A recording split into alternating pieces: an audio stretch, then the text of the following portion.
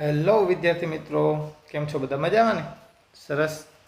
આગળના લેક્ચરમાં આપણે સંકર સંખ્યા વિશેની બેઝિક માહિતી મેળવી હતી. પછી એલ્જેબ્રા ઓફ કોમ્પ્લેક્સ નંબર એટલે બે સંકર સંખ્યાનો સરવાળો, બાદબાકી, ગુણાકાર એના વિશે વાત કરી હતી. ત્યારબાદ અનુબદ્ધ સંકર સંખ્યા, વ્યસ્ત સંકર સંખ્યાનું માનાંક, એમના ગુણધર્મો, આ બધા ટોપિક વિશે વાત કરી ચૂક્યા છીએ. આજના લેક્ચરમાં આપણે સૌપ્રથમ આર્ગ્યુમેન્ટ ઓફ કોમ્પ્લેક્સ નંબરનો અભ્યાસ કરવાનો છે, એની પ્રોપર્ટીનો અભ્યાસ કરવાનો છે. પછી સંકર સંખ્યાના અલગ અલગ સ્વરૂપ, બરાબર છે, પોલાર ફોર્મ, એક્સપોનેન્શિયલ ફોર્મ, આના વિશે બધી ચર્ચા આપણે કરવાના છીએ. ઓકે, ચાલો તો સમયના બગાડતા ડાયરેક્ટ આપણે સ્ટાર્ટ કરીએ. પહેલાં હું રફલી થિયરી સમજાવી દઉં, પછી તો આપણી પાસે પીડીએફમાં લખેલી છે, એકવાર જોઈ લેશું. ઓકે, ચાલો જોઈએ આપણે.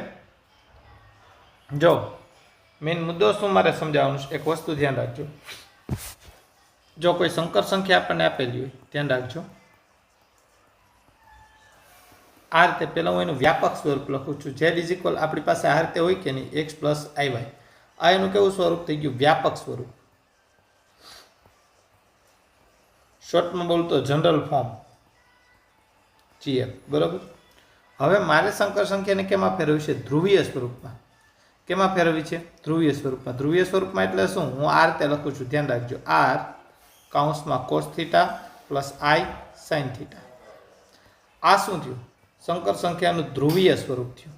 આને શું કહેવાશે? સંકર સંખ્યાનું ધ્રુવીય સ્વરૂપ. અંગ્રેજીમાં આને બોલાય છે પોલાર ફોર્મ. શું બોલાય? Polar form. એટલે શોર્ટમાં આપણે આને બોલશું પીએફ, પોલાર ફોર્મ. ચાલો, હવે સર આ શું કઈ રીતે થયું? આપણે ઉદાહરણ સ્વરૂપ બધી વાત કરીશું, બરાબર છે. જ્યાં હું એમ પણ કહી દઉં, આર એટલે શું છે? તો કે મોડ ઝેડ. આર એટલે શું છે? Mode Z. અને થીટા એ શું છે? તો કે આર્ગ્યુમેન્ટ ઓફ ઝેડ, ઝેડનો મુખ્ય કોણાંક. શું બોલાશે આને?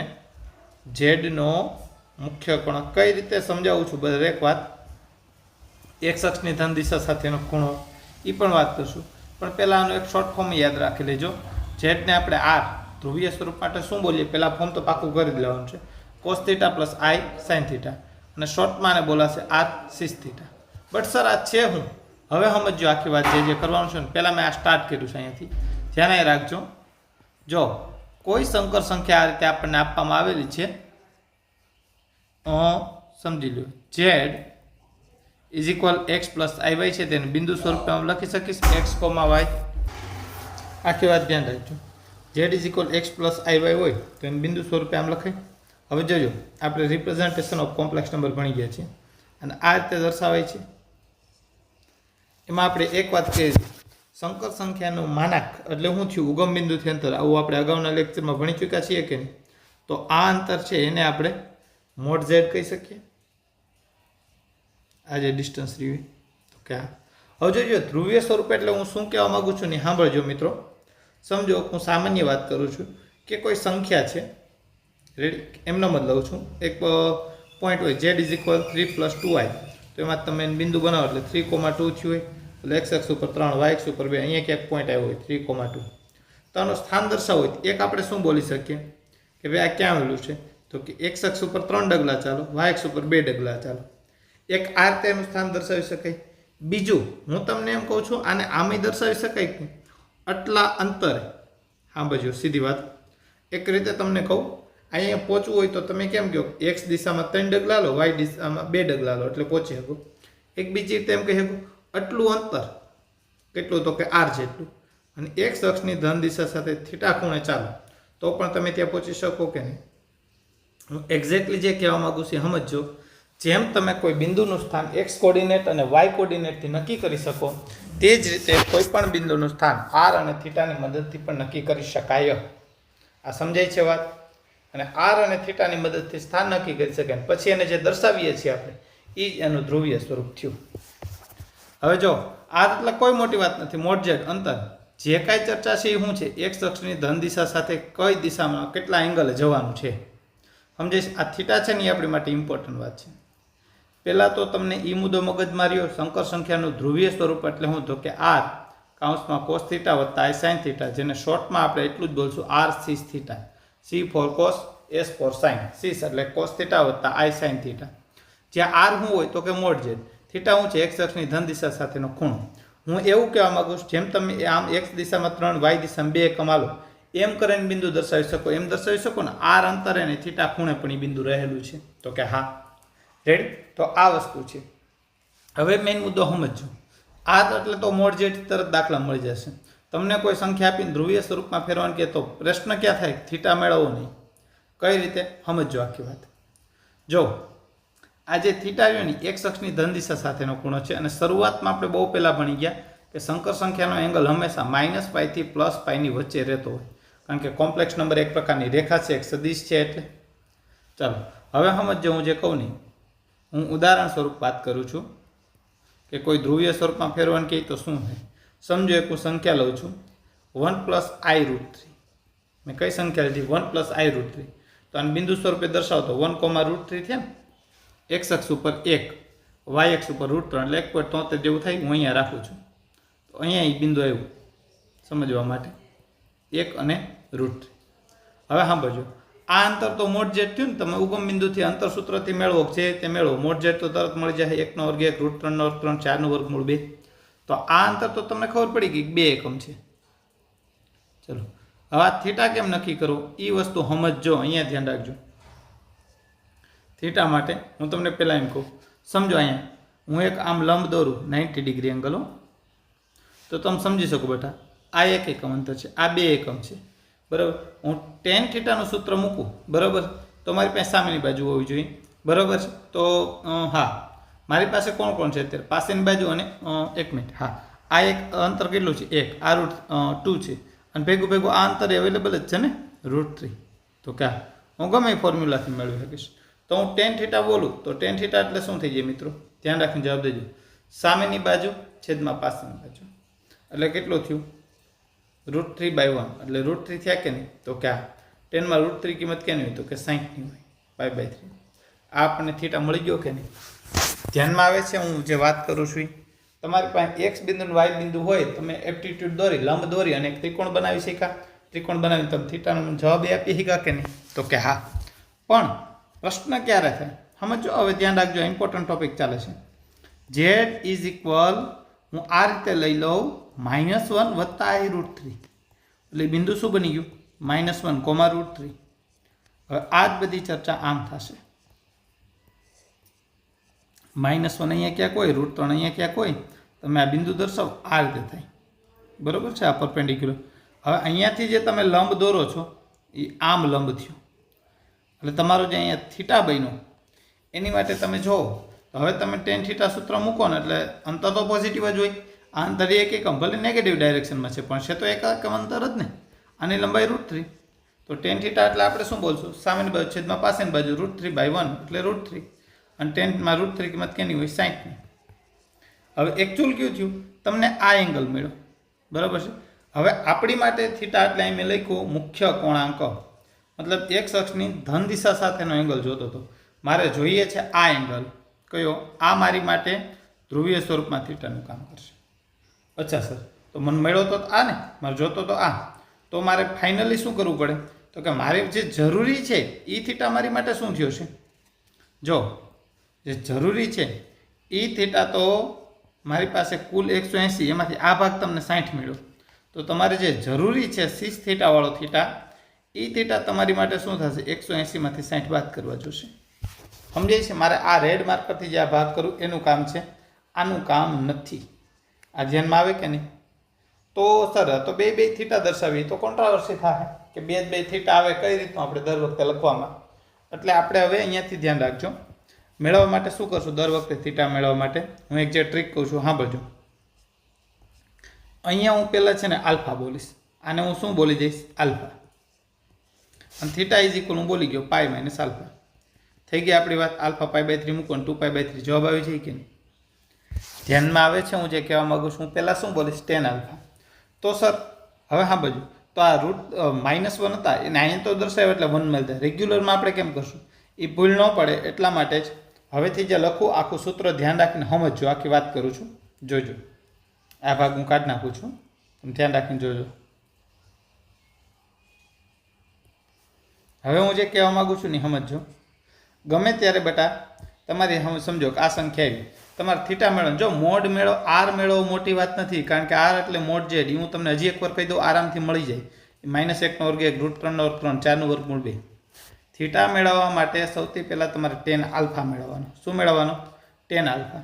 tan આલ્ફાનું સૂત્ર માનજો mod y/mod x. મોડ શેના માટે? અંતર પોઝિટિવ રાખવા માટે. આપણે જે આમ દર્શાવેલું હતું કે નહીં, અહીં કે √3 હતા કે નહીં, તો હું આ ભાગ જે છે એનું નામ આલ્ફા પાડું છું. એટલે બે પોઝિટિવ રાખ્યા છે મેં, કારણ કે અંતર તો પોઝિટિવ જ રાખવા પડે. તો આ √3, આ 1 નો માનાંક તો 1 પોઝિટિવ જ છે, સોરી √3 તો પોઝિટિવ હતા, -1 નો માનાંક 1 પોઝિટિવ, √3, ટેનમાં √3 કિંમત કેની આવે? તો કે 60 ની આવે. તો આલ્ફા આપણને 60 મળી ગયો કે નહીં? હવે જે આપણે જોતો છે આ ભાગ જોતો છે. તો હવે હું બોલું છું theta is equal pi minus alpha. આ સમજાઈશ આખી વાત? પાઈ માઇનસ π/3, 3 × 3 માંથી 1 જે 2π/3. આ આપણો જવાબ. ધ્યાનમાં આવે છે વાત? કઈ રીતે મેળવવાનું? તો દર વખતે મારે થીટા મેળવવા માટે ધ્યાન રાખવાનું છે. આલ્ફા શું કહેવાય કે મોડ મેળવવામાં કોઈ ચિંતા નથી, તો મને ઇઝીલી મળી જશે. મારે જે કંઈ મહેનત કરવી છે થીટા માટે, તો કઈ રીતે હવે કરશું? આ જ વસ્તુ જો હજી હું તમને એમ પણ કહું, અહીંયા ધ્યાન રાખજો મિત્રો, જો અહીંયા ધ્યાન બધા રાખજો પરફેક્ટલી. હવે જે પોઈન્ટ કહું છું સમજો કે તમારી પાસે જે સંકર સંખ્યા છે એ આ રીતની એવી છે. હજી z ઇઝ ઇક્વલ -1 - i√3. તો એ જે બિંદુ બનશે એ શું બનશે? -1 - √3. તો એ બિંદુ ક્યાં આવી ગયું? ત્રીજા ચરણમાં આવી ગયું કે નહીં? -1 ને -√3. તો કે હા. હવે સાંભળજો, તમે અહીંયાથી એક આમ એપ્ટિટ્યૂડ દોરીએ આપણે, બરાબર છે? હવે જોજો, જે એંગલ મને મળશે, હું પહેલાં આલ્ફા મેળવીશ, એ તો મને કયો આલ્ફા મળશે? જો હું રેડ માર્કરથી હવે કહું છું, અહીંથી હું લંબ દોરું, મને જે ભાગ મળી આ ભાગ મળે. મારે એકચ્યુઅલમાં કયો ખૂણો જોતો છે? x અક્ષની ધન દિશા છે. આમ તો જવાય નહીં, પાઈથી વધી જાય, આપણે -π થી π ની વચ્ચે રહેવાનું છે. એટલે મારે આ ડાયરેક્શનમાં આવવું પડે. તો મારે શું કરવું પડે? આ જે આલ્ફા મેળવ્યો છે ને એને મારે -π પ્લસ આલ્ફા કરવું પડે. -π અહીં સુધી જાવ એટલે -π થાય કે નહીં? હું આલ્ફા પ્લસ કરી દઉં એટલે અટકી ગયો કે નહીં? ધ્યાનમાં આવે છે આખી વાત? રેડી? તો હવે જે હું કહું ને ફરીથી યાદ રાખજો. શોર્ટમાં બધું મેઇન વસ્તુ આ છે હું કહેવા માગું છું, એ લગભગ તમે સમજી ગયા હશો. ન સમજાણું તો આ વાત ખાસ ધ્યાનમાં રાખવાની છે તમારે. ચલો આ ભાગ પહેલાં તો હું રિમૂવ કરું છું.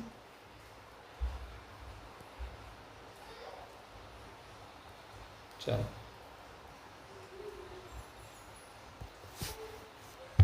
ધ્રુવીય સ્વરૂપમાં ફેરવવું એટલે કોણ મેળવવું પડે? આપણે થીટા મેળવવો પડે. થીટા માટે જે કંઈ ચર્ચા છે એ બધી ધ્યાન રાખવાની છે. થીટા એટલે શું કહેવાય? તો કે આર્ગ્યુમેન્ટ ઓફ ઝેડ. એ મેળવવા માટે જે શબ્દ વાપરું છું એ સમજજો, હું સમજાવતો જઈશ. ઝેડ બરાબર આપણી પાસે શું હોય? x + iy હોય કે નહીં? તો કે હા, એનો આપણે થીટા મેળવશું, એ માટે ચર્ચા કરું છું. સમજજો. પહેલાં તમારે જોવાનું, સૌપ્રથમ પહેલું સ્ટેપ આપણે શું કરવાનું છે એ જોઈ લઈએ. સૌપ્રથમ tan alpha is equal mod y/mod x પરથી આલ્ફા મેળવો. પહેલું કામ શું કરવાનું તમારે? tan alpha is equal mod y/mod x, એના પરથી આલ્ફા મેળવી લેવાનું. રેડી? એ તો પહેલા ચરણમાં જ રહેશે ને, કારણ કે પોઝિટિવ રાખ્યા આપણે એટલે. ઓકે, પછી તમારે જોવાનું થાય છે શું? હા બધું જે 4 પોઈન્ટ લખું, જો xi > 0, y > 0, તો પહેલું ચરણ થયું. પહેલા ચરણમાં થીટા ઇઝ ઇક્વલ શું કહેવાશે? આલ્ફા. આપણે કીધું પહેલું ચરણ હોય તો તમે આલ્ફા મેળવો, થીટા મેળવો, બે એક જ વાત થતી હતી કે નહીં? રેડી? પણ જો x તમારો ઋણ હોય અને y તમારો ધન હોય તો બીજું ચરણ થયું. તો બીજા ચરણમાં થીટા ઇઝ ઇક્વલ શું કહેવાશે? Pi minus alpha. શું બોલાશે? Pi minus alpha. અને જો x ઋણ હોય, y ઋણ હોય તો ત્રીજું ચરણ થયું. તો થીટા ઇઝ ઇક્વલ કહેવાશે -π પ્લસ આલ્ફા. અને ચોથો પોઈન્ટ સમજો ખાસ, જો x તમારો ધન હોય ને y ઋણ હોય તો ચોથું ચરણ થયું. ચોથા ચરણમાં થીટા ઇઝ ઇક્વલ થશે -આલ્ફા. કઈ રીતે આમ છે? ફરી એક વખત હું તમને સમજાવું છું. પહેલા ચરણમાં જો કોઈ સંખ્યા હોય તો આ રીતે થયું મિત્રો, એ સંખ્યા અહીંયા નહીં આવશે, બરાબર છે? તો એની માટે તમે થીટા મેળવો કે આલ્ફા મેળવો, બે એક જ વાત થઈ કે નહીં? તો કે હા. પણ જો સંકર સંખ્યા ક્યાં વહી ગઈ? બીજા ચરણની અંદર વહી ગઈ હોય, ધ્યાન રાખજો. બીજા ચરણમાં સંખ્યા હશે તો અહીંયા હશે ક્યાંક, બરાબર છે? તમને જે ટેન આલ્ફા મળ્યું ને આલ્ફા આ થયો છે, તો આ ભાગ આપણો કેટલો કહેવાય? Pi minus alpha. એ જ રીતે કોઈ ત્રીજા ચરણમાં સંખ્યા હશે, તમને જે મળ્યો છે એ ભાગ આલ્ફા આ મળ્યો છે, આપણે જોતો છે આ ભાગ, તો એ શું કહેવાશે? આપણે હવે ક્લોક ડાયરેક્શનમાં જઈશું, એટલે માઇનસ પાઈ પ્લસ આલ્ફા. અને જો કોઈ સંકર સંખ્યા ચોથા ચરણમાં છે તો મળ્યો એ ભાગ તમને આ ભાગ આલ્ફા મળ્યો, પણ આપણે માપવા આમ જશું એટલે theta is equal minus alpha કહેવાય, ઘડિયાળની દિશા સમઘડી વિષમઘડી, રાઈટ. એટલે આ વસ્તુ આપણે પાકી કરવાની છે. ખૂબ અગત્યનો પોઈન્ટ આ હતો. આ ગમે એમ કહીને તમારે પાકું કરવાનું છે, હાલતા ચાલતા આની જરૂરિયાત પડશે, ખૂબ અગત્યનો પોઈન્ટ છે. હવે આમાં હું તમને એક્સ્ટ્રા કહું, હા બજો હજી આ તો સર આપણે વાત કરી એક્સ ધન હોય ઋણ હોય, વાય ધન હોય ઋણ હોય. માની લો સર એકાદું 0 આવી ગયું તો, મતલબ હું તમને આમ કહું છું, આર્ગ્યુમેન્ટ ઓફ ઝેડ સમજી લો કે વાય નથી, એક્સ વત્તા I0 પ્રકારની સંખ્યા છે, વાય છે જ નહીં, તો તમારે જોવાનું કાં તમારો એક્સ ધન હશે ને કાં તો તમારો એક્સ કેવો હશે? ઋણ. જો ધન હોય તો ખૂણો શું થઈ ગયો? 0. આર્ગ્યુમેન્ટ મેં લખેલો છે. અને જો એક્સ ઋણ હોય તો ખૂણો કેટલો થશે? પાઈ. કઈ રીતે સર? એક ઉદાહરણ આપીને વાત કરું. તમે z બરાબર 3 વત્તા I0 બોલો, એટલે ખાલી 3,0 થયા કે નહીં? હવે બિંદુ દર્શાવો તમે, અહીંયા ક્યાંક જ આવે કે નહીં? તો અહીં એંગલ શું બન્યું? 0. કંઈ થયો જ નથી. એ જગ્યાએ તમે -3 રાખ્યા હોત તો અહીંથી એંગલ માપવા જાવ 180 નો એંગલ થયો કે નહીં? તો કે હા. ધ્યાનમાં આવે છે વાત? ચાલો હવે એવી રીતે સમજી લ્યો કે કદાચ હવે x 0 હોય તો સંકર સંખ્યા આપણી આ રીતે આવે, argument of z is equal 0 plus IY. હવે y કેવો હોય? કાં તો ગ્રેટર ધેન 0 હોય, કાં તો y કેવો હોય? Less than 0.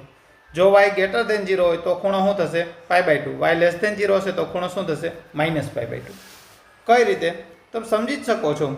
0 વત્તા IY માટે હું એક ઉદાહરણ આપું. 0 વત્તા 3i રાખો ને તો આ બિંદુ શું થઈ જશે? 0,3. 0,3 બિંદુ ક્યાં આવે બેટા? અહીંયા જ આવે કે નહીં? તો ક્યાં? તો એંગલ કેટલો થયો? 90 ડિગ્રી. એ જ જગ્યાએ બેટા 0,-3 આવ્યો હોત તો અહીંયા માઇનસ હોત તો 0,-3 તો અહીંયા બિંદુ આવે ને, તો આ દિશામાં માપવા જાવ એટલે -90 થયા કે નહીં?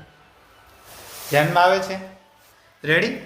સૌ પ્રથમ તમારે શું કરવાનું? tan alpha is equal mod y upon mod x પરથી આલ્ફા મેળવવાનો. પછી આપણે આખું ચર્ચા કરીએ છીએ. x ધન હોય, y ધન હોય, પહેલું બીજું ત્રીજું ચોથું ચરણ, અને બેમાંથી એક 0 હોય તો અક્ષિસ ઉપર. હવે એવો પ્રશ્ન નહીં આવે કે સર 2 0 હોય તો? જો બેટા x ને y 2 0 તો ઉગમ બિંદુ થઈ ગયું, એક એંગલ જ ન મળે. રેડી? એટલે એ ચર્ચા નહીં આવી જાય. ઓકે, આ તમને ખૂણો મેળવતા આવડી ગયું. મેઇન વસ્તુ હું તમને કહું છું, ધ્રુવીય સ્વરૂપમાં ફેરવવું હોય તો તમને પહેલાં ખૂણો મેળવતા આવડવો જોઈએ. એ વસ્તુ આપણી માટે મેઇન છે, બરાબર છે? બાકી આ વસ્તુ તો ઇઝીલી થઈ જાય. આર એટલે તો મોડ છે.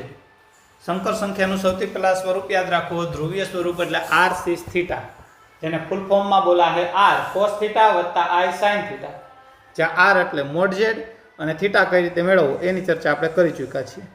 ઓકે, ચાલો તો આપણે આ વાત છે આર્ગ્યુમેન્ટ ઓફ ઝેડની. રેડી? ચાલો હવે ખૂબ અગત્યની વાત, એની પ્રોપર્ટી જે છે એની પણ આપણે ચર્ચા કરી લઈએ. Property of argument. Basic maths વખતે આપણે લોગ ભણી ચૂકેલા છીએ. જેવી લોગની પ્રોપર્ટી છે ને એ મુજબ જ આની પ્રોપર્ટી ફોલો થશે. ચાલો અહીં ધ્યાન રાખજો. કઈ રીતે સર? જો પહેલી પ્રોપર્ટીની વાત કરું છું. આર્ગ્યુમેન્ટ કેપિટલમાં લખો, સ્મોલમાં લખો. Argument of Z1 into Z2 is equal શું થઈ જશે? તો કે ભાઈ argument of Z1 plus argument of Z2. લોગમાં કેવું હતું? બે પદ ગુણાકારમાં હોય, લોગ અંદર આપો તો સરવાળામાં આવી જાય. સેમ વસ્તુ આમાં આર્ગ્યુમેન્ટ અંદર આપો તો શું થઈ જાય? સરવાળામાં. રેડી? સેમ લોગની પ્રોપર્ટી એ જ રીતે પ્રોપર્ટી બિહેવ કરશે. બીજી property, argument of Z1 by Z2. આ શું થઈ જશે? Argument of Z1 minus argument of Z2. Sir આની સાબિતી? આ સાબિતી જોતી હોય તો સાબિતી પણ કરાવું. થોડુંક ફટાફટ હું લઈશ, ધ્યાન રાખજો.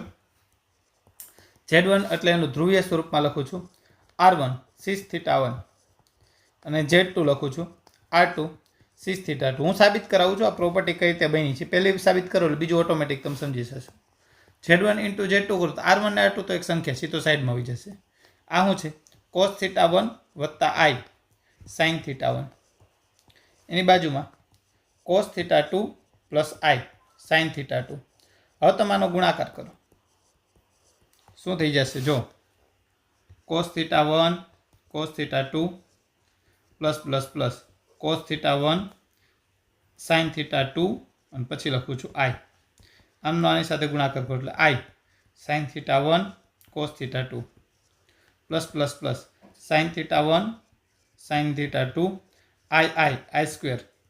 ચાલો તો R1 અને R2 આ શું થઈ જશે?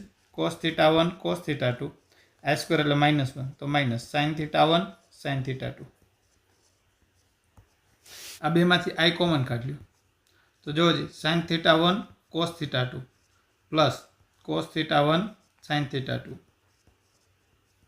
તો તમે જોઈ શકો છો આ શું બની ગયું? ત્રિકોણમિતિમાં ભણી ગયા એટલે ધ્યાનમાં હોય. Cos alpha cos beta minus sine alpha sine beta. Cos alpha plus બીટાનું સૂત્ર બની ગયું કે નહીં? તો આ આપણી માટે થઈ ગયું કોસ થીટા 1 પ્લસ થીટા 2 વત્તા i sine theta 1 plus theta 2 કારણ કે સાઇન આલ્ફા પ્લસ બીટાનું સૂત્ર બની ગયું. તો આને હવે આપણે શોર્ટમાં આમ લખી શકીએ R1 R2 એ તો ભલે એમનો ભાઈ સિસ થીટા 1 પ્લસ થીટા 2. આ કોણ છે? Z1 into Z2. હવે તમને કોઈ પૂછે argument of Z1 into Z2 શું થયું તો તરત તમે કહી શકો થીટા 1 પ્લસ થીટા 2. અને થીટા 1 શું છે? Z1 નો આર્ગ્યુમેન્ટ છે એટલે આર્ગ્યુમેન્ટ ઓફ Z1. થીટા 2 એ Z2 નો આર્ગ્યુમેન્ટ છે એટલે આર્ગ્યુમેન્ટ ઓફ Z2. ધ્યાનમાં આવે છે? અમે પ્રૂવ પણ કરી દીધું કઈ રીતે બન્યું હોય. ધ્યાનમાં આવે છે? રાઈટ. ચાલો સેમ વસ્તુ ભાગાકારમાં આવે તો કઈ રીતે થાય? તો ઇન્વર્સથી પદ્ધતિથી ને આપણે એ રીતે સાદરૂપ આપી શકીએ છીએ. ઓકે ચાલો એટલે એમાં હું અત્યારે નથી પડતો. રેડી? ધ્યાનમાં આવી ગયું ને પરફેક્ટલી? ચાલો હવે આગળ આપણે આ પ્રૂફ પછી આગળની પ્રોપર્ટી જોઈશું. ખૂબ અગત્યની બધી પ્રોપર્ટી ચાલવાની છે, ધ્યાન રાખજો મિત્રો. 2 પ્રોપર્ટી કમ્પ્લીટ કરી. પ્રોપર્ટી નંબર 3 જો આર્ગ્યુમેન્ટ ઇંગ્લિશમાં મતલબ કેપિટલ લખો સ્મોલ લખો બે ચાલે. Z બાર આવે ને તો minus argument of Z. A small રાખો કેપિટલ બે એક જ મતલબ છે. Minus argument of Z. એ કઈ રીતે સર? જો એક થોડી વાર પહેલાં આપણે પ્રોપર્ટી ભણેલા હતા અગાઉના લેક્ચરમાં Z બાર એટલે મોડ Z નો વર્ગ. તો કે હા. તો Z બાર એટલે શું કહેવાય? મોડ Z નો વર્ગ અપોન Z કહી શકાય? તો કે હા. તો જ્યારે તમે આર્ગ્યુમેન્ટ લગાડો આર્ગ્યુમેન્ટ ઓફ Z બાર એ શું થઈ જાય? આર્ગ્યુમેન્ટ ઓફ મોડ Z નો સ્ક્વેર અપોન Z. આર્ગ્યુમેન્ટ તમે અંદર આપો એટલે argument of mod Z square minus argument of Z. હવે જો મોડ Z એટલે વાસ્તવિક સંખ્યા થઈ ગઈ. રેડી? એટલે એનો મતલબ એવો ફક્ત x થયો અને એ કેવો હોય છે? ધન, કારણ કે સ્ક્વેર છે અને માનાંક છે એટલે એ ફક્ત એટલે આવડી આ વાત થઈ ગઈ હતી ને આપણે આર્ગ્યુમેન્ટ ઓફ x વત્તા I0 વાળી. ફક્ત x ને એ પોઝિટિવ તો એનો એંગલ તો 0 થઈ જાય કે નહીં? 0 માઇનસ આર્ગ્યુમેન્ટ ઓફ Z. કુલ મિલા કે માઇનસ આર્ગ્યુમેન્ટ ઓફ Z. ધ્યાનમાં આવી? આ પ્રોપર્ટી નંબર 3 એનું પ્રૂફ મેં આપ્યું. હવે આગળ જોઈએ પ્રોપર્ટી નંબર 4 ની વાત કરીએ. ચાલો જો આ રીતે આવે તો sir argument of minus Z બાર તો શું થઈ જાય? Pi minus argument of Z. Sir pi minus તમે આમ કર્યું હોય ને આર્ગ્યુમેન્ટ ઓફ માઇનસ Z બાર છે એટલે -1 ગુણ્યા Z બાર કહેવાય કે નહીં? અંદર આપો ગુણાકારમાં શીકેમાં આવી જશે સરવાળામાં -1 વત્તા આર્ગ્યુમેન્ટ ઓફ Z બાર. તો આનું તો હવે જો જે કિલો થઈ જશે -1 એટલે પાઈ થઈ ગયો કે નહીં? અને minus argument of Z. Ready? ઉપર જોયું મુજબ.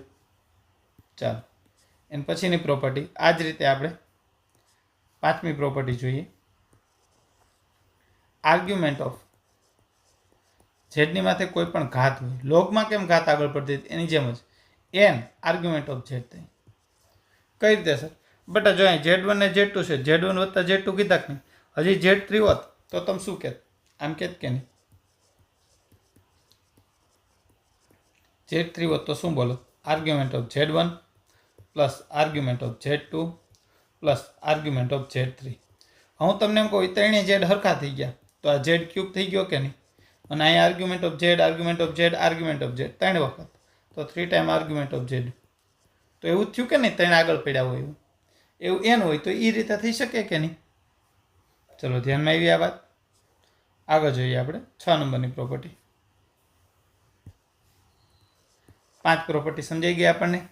ચાલો હવે છે ને સામાન્ય વાત છે આર્ગ્યુમેન્ટ ઓફ IZ હોય તો તમે ગુણાકારમાં આપશો એટલે આર્ગ્યુમેન્ટ ઓફ I વત્તા argument of Z. Argument of I કેટલા થઈ જાય? π/2 વત્તા આર્ગ્યુમેન્ટ ઓફ Z. કઈ રીતે સર π/2 આમ થયું ને બેટા તમે ગુણાકારમાં આપશો શું થઈ જાય આર્ગ્યુમેન્ટ ઓફ આઈ વત્તા આર્ગ્યુમેન્ટ ઓફ ઝેડ ખાલી આઈ એટલે શું બોલે 0 વત્તા આઈ થોડી વાર પહેલાં જોયું ફક્ત આઈ વાળો ભાગ હોય ત્યારે આઈનો સહગુણક વાય જોવાનો વાય ધન હોય તો π/2 વાય ઋણ હોય તો -π/2 તો અહીંયા આઈનો સહગુણક 1 એ તો પોઝિટિવ એટલે π/2 થયું કે નહીં એ જગ્યાએ આમ આવી ગયું આર્ગ્યુમેન્ટ ઓફ -i/z બાર તો -π/2 વત્તા આર્ગ્યુમેન્ટ ઓફ ઝેડ અને આઠમી વાત આર્ગ્યુમેન્ટ ઓફ ઓમેગા ઝેડ આગળ હમણાં ભણશું 1 નું ઘનમૂળ ઓમેગા એમાં વાત આવશે ત્યારે સમજાઈ જાય અત્યારે યાદ રાખી લેજો 2π/3 પ્લસ આર્ગ્યુમેન્ટ ઓફ ઝેડ આ 8 પ્રોપર્ટી છે ખૂબ મહત્વની સેમ લોગની પ્રોપર્ટી જેવું જ છે એટલે કોઈ ખાસ આમ અલગ નથી પડતું પણ થોડું ઘણું જોઈ લેવું પડે આપણે એમાં ઓકે ચાલો આર્ગ્યુમેન્ટ ઓફ ઝેડની બધી પ્રોપર્ટી સમજાઈ ગઈ નોટ કરી લો આ પોઈન્ટને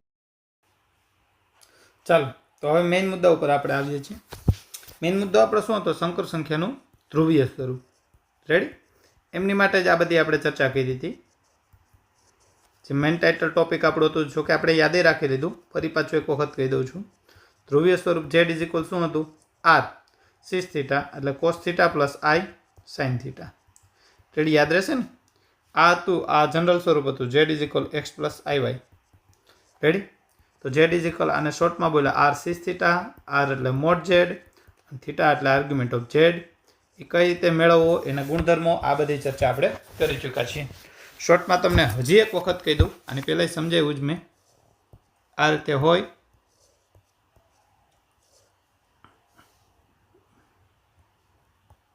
ચલો આ રીતે હોય આમ અહીંયા થીટા એંગલ હોય તો આ અંતર આપણે જોતું હોય બરાબર આ એક્સ કોમા વાય હોય તો આ જે અંતર એક્સ રહ્યું અને બીજી રીતે આપણે શું કહી શકીએ આ એક્સને આ અંતર શું છે વાય અહીંયા થીટા હોય તો આમ બોલી શકું ને સાઇન થીટા એટલે સામેની બાજુ છેદમાં કરણ અને આ ભાગ તો આર હશે આપણે મોડ ઝેડ કયો આર કયો જે કેવું એ કહી શકો રેડી એટલે Y is equal R sine theta and cos theta એટલે પાસેની બાજુ છેદમાં કરણ એટલે એક્સ ઇઝ ઇક્વલ શું થઈ ગયું આર કોસ થીટા એટલે આપણે આને આર થીટા ફોર્મ માટે લખીએ છીએ ઓકે એ વાત ધ્યાનમાં આવી ગઈ રેડી આર અને થીટા એટલે એનું ધ્રુવીય સ્વરૂપનું ફોર્મ થઈ ગયું ચાલો તો એક્ઝેક્ટલી કમ્પ્લીટ થઈ ગઈ આ વાત ચાલો હવે આગળની આપણે ચર્ચા કરીએ જોઈજો આગળનો ટોપિક બોલું છું બે સંકર પહેલાં અહીં સુધી કમ્પ્લીટ ચલો આ પોઈન્ટ હું હવે દૂર કરું છું હવે હું આગળ કહું છું બે સંકર સંખ્યાનો ગુણાકાર ફરી પાછું એક વખત તો આપણે રેગ્યુલર આપણે ભણી ચૂક્યા છીએ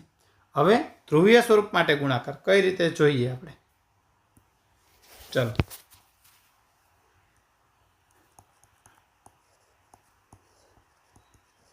બે સંકર સંખ્યાનો ગુણાકાર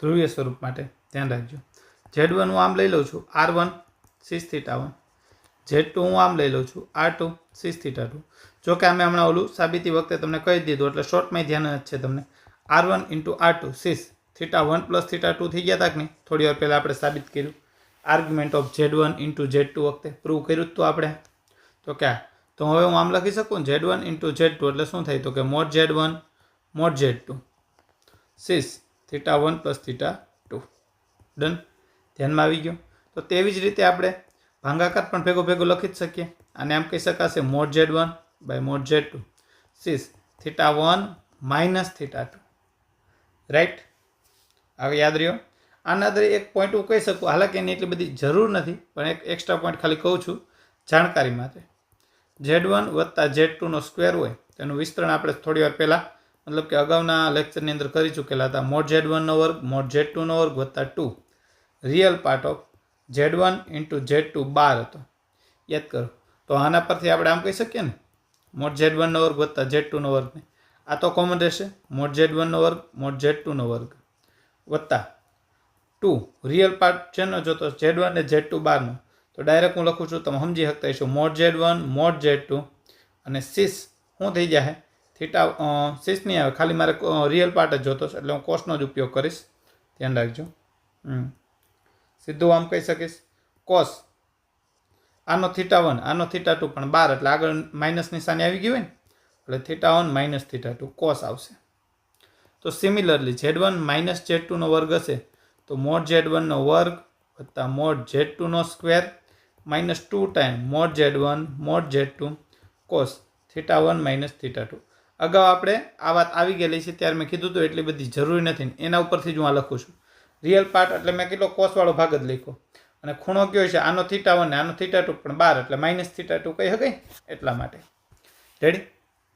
તો આના પરથી એક નાની વાત એવું તમે કહી શકો, આ બેનો સરવાળો લખો ને Z1 વત્તા Z2નો વર્ગ વત્તા Z1 માઇનસ Z2નો વર્ગ. તો આ બેનો સમ કરો તો આ માઇનસ પોઝિટિવ જે છે પ્લસ માઇનસ વાળો ભાગ ઉડી જાય, 2 ટાઈમ વધશે મોડ Z1નો વર્ગ પ્લસ મોડ Z2નો સ્ક્વેર. ધ્યાનમાં રહ્યું? ચાલો, આ એક અગત્યની વાત કરી. આ સંકર સંખ્યાનો ગુણાકાર કઈ રીતે? ધ્રુવીય સ્વરૂપમાં. આ પોઈન્ટ નોટ કરો. એટલે હવે જો આમાં નામ જ હજી વાત કરી દઉં. ચલો સાંભળજો. હવે છે ને સંકર સંખ્યાનું 2 સ્વરૂપ આપણે ભણી ચૂક્યા. એક તો વ્યાપક સ્વરૂપ, જોજો હું જે વાત કરું છું નહીં, સંકર સંખ્યાના સ્વરૂપ.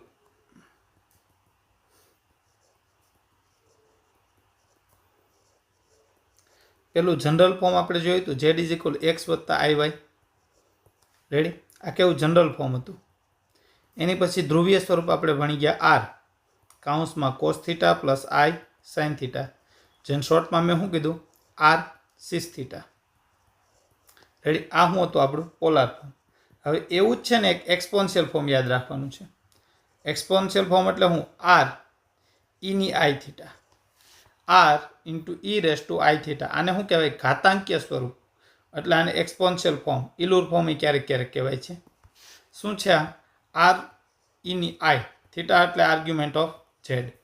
ઇન શોર્ટ હું શું કહેવા માગું છું ધ્યાન રાખજો. આ ભાગ થોડોક હું દૂર કરી નાખું છું હવે.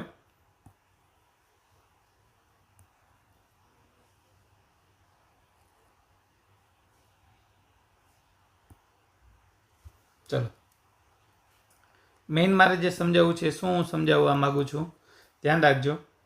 એક્સપોન્શિયલ ફોર્મ, ઇલુર ફોર્મ પણ કહી શકો, લખી દો બાજુમાં. ક્યારેક ક્યારેક બહુ ઓછું પણ ઇલુર ફોર્મ એ કહેવાય છે આને. ગુજરાતીમાં મેં કીધું ને ઘાતાંકીય સ્વરૂપ. Z = R e⁻I θ. જ્યાં તમે આ રીતે કહી શકો. R એટલે તો મોડ Z જે હતો એ છે, અને I θ એટલે શું છે? આખું જ લખું.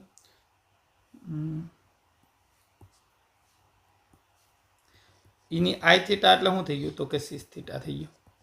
મતલબ cos θ વત્તા I sin θ. તો સર આ રીતે દર્શાવવાનું કારણ શું? એ જ હમણાં જે ઉપર મેં એટલા માટે જ આ સંકર સંખ્યાનો ગુણાકાર રાખ્યો છે. જો તમે ઇઝીલી સમજી શકશો. આ વાત આપણે ઓમ તો પ્રૂવ કરી જ, થોડી વાર પહેલાં પ્રોપર્ટી સમજાવતો ત્યારે જ મેં પ્રૂવ કરી. હમણાં જો હું બીજી રીતે આમ કહી શકું એટલા માટે જ મેં એ ભાગ રાખ્યો. Z1 આમ લખેલો હોય બેટા, R1 e⁻I θ1, અને Z2 આમ લખેલો હોય R2 e⁻I θ2. હવે તમે Z1 ઇન્ટુ Z2 કરો બેટા, તો R1 ઇન્ટુ R2. જો આમ છે ને આખું સ્ટેપ લખો.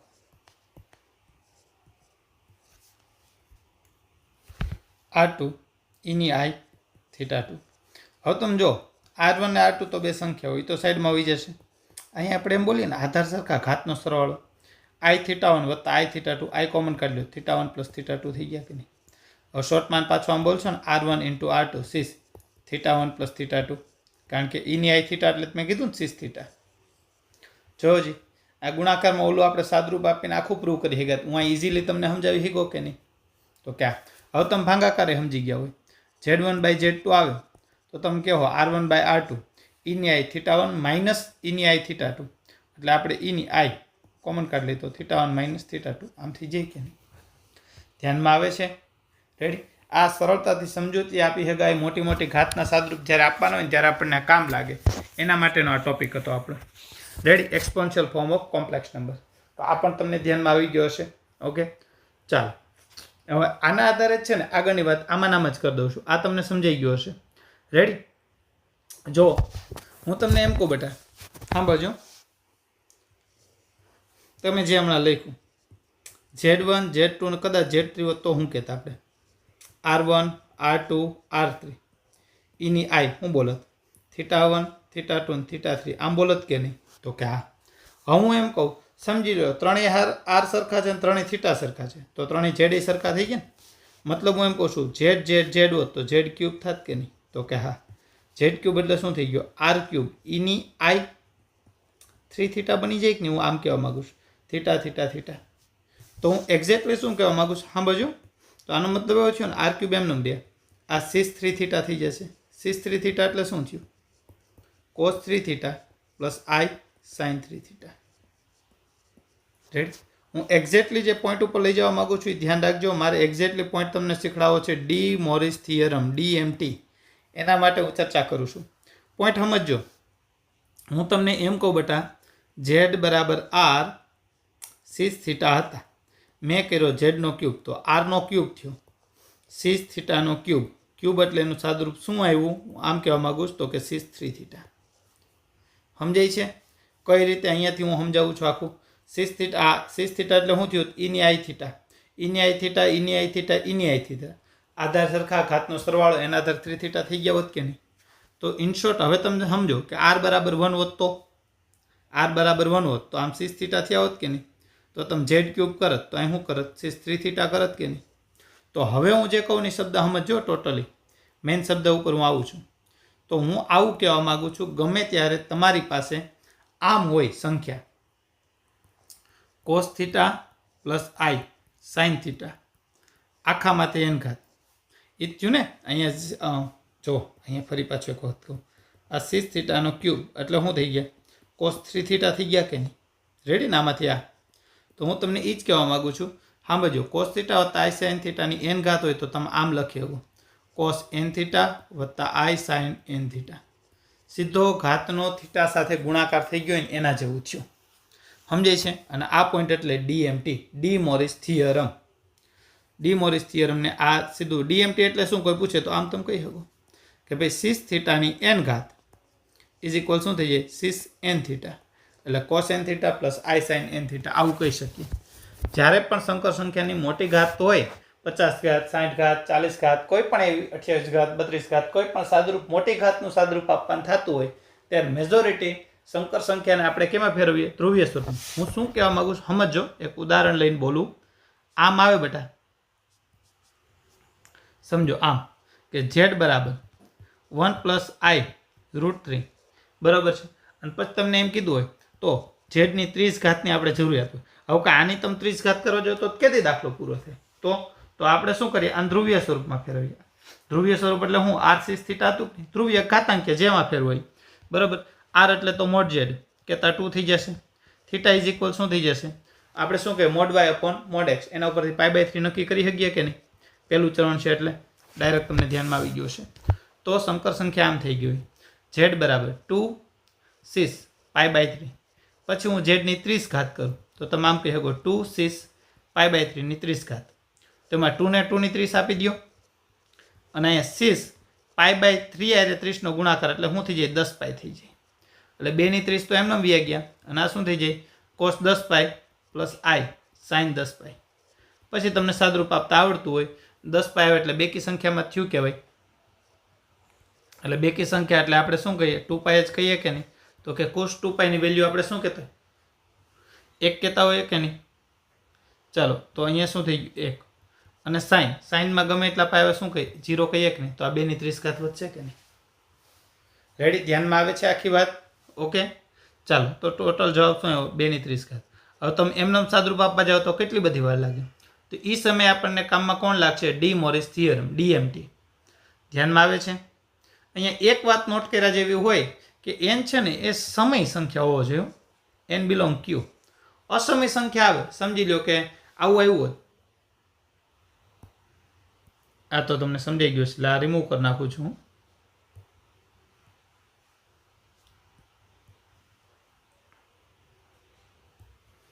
જો આ રીતે આવ્યું હોત આપણી પાસે કે ભાઈ ઝેડ ઇઝ ઇક્વલ 6 પાઈ.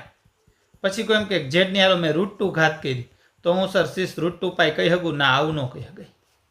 કેમ? તો કે √2 અસમય સંખ્યા છે.